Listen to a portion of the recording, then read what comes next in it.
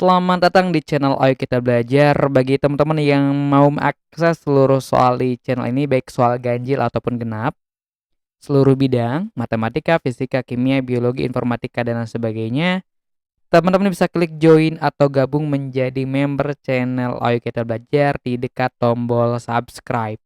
Dan pilih level yang teman-teman inginkan.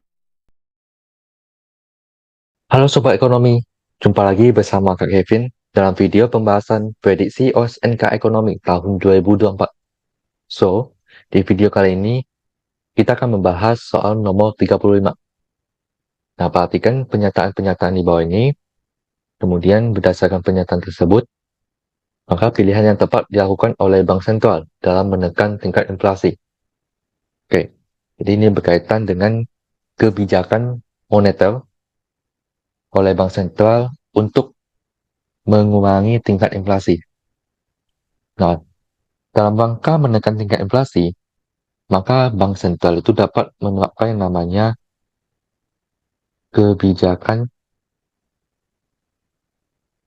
moneter kontraktif.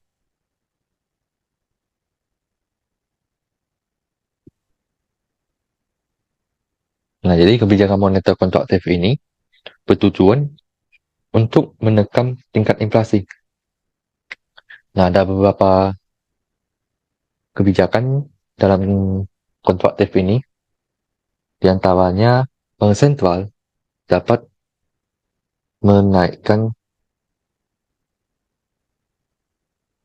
tingkat suku bunga. Kalau tingkat suku bunga naik, maka otomatis masyarakat akan tertarik untuk menabung uangnya dalam bank, sehingga jumlah uang beredar akan berkurang. Kalau jumlah uang beredar berkurang, maka akan menekan tingkat inflasi. Karena tingkat inflasi itu kan akibat jumlah uang beredarnya itu berlebih dalam suatu perekonomian. Kemudian, kebijakan lainnya adalah misal dengan menjual instrumen surat berharga di pasar terbuka. Jadi, kalau misalkan bank sentral itu menjual surat berharga, otomatis masyarakat akan membeli dengan cara membayarkan uang yang mereka miliki ke bank sentral. Artinya terjadi perpindahan nih, dari uang yang ada di tangan masyarakat ke tangan bank sentral. Sehingga jumlah uang beredar di masyarakat menjadi berkurang dan tingkat inflasi dapat ditekan. Kemudian kebijakan lainnya adalah menaikkan cadangan kas minimum. Nah, ini merupakan kebijakan yang ditujukan untuk bank-bank umum, di mana mereka, bank umum ini harus menyimpan sebagian uang dalam bentuk cadangan. Ya, artinya tidak boleh disalurkan ke tangan masyarakat. Kalau misalkan cadangan kas minimum itu ditingkatkan, otomatis jumlah uang yang dapat disalurkan kepada masyarakat akan menjadi berkurang. Sehingga jumlah uang beredar berkurang dan tingkat inflasi pun dapat ditekan. Kemudian contoh lainnya, misalkan memperketat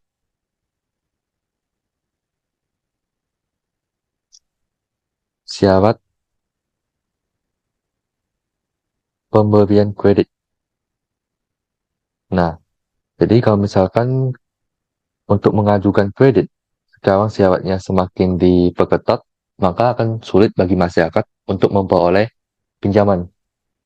Sehingga jumlah uang yang beredar di tangan masyarakat pun menjadi berkurang. Nah, lawan dari kebijakan moneter kontraktif itu adalah kebijakan moneter ekspansif. Nah, kebijakan moneter ekspansif ini bertujuan untuk menambah jumlah uang beredar. Biasanya dilakukan ketika suatu perekonomian sedang dalam kondisi yang lesu. Nah, karena dalam soal dia minta untuk kebijakan menekan tingkat inflasi, maka kita coba analisis satu persatu mulai dari yang nomor satu, menjual surat berharga di pasar terbuka. Nah, ini termasuk.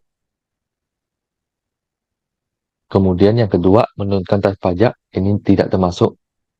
ini masuk ke dalam kebijakan fiskal oleh pemerintah, bukan oleh bank sentral.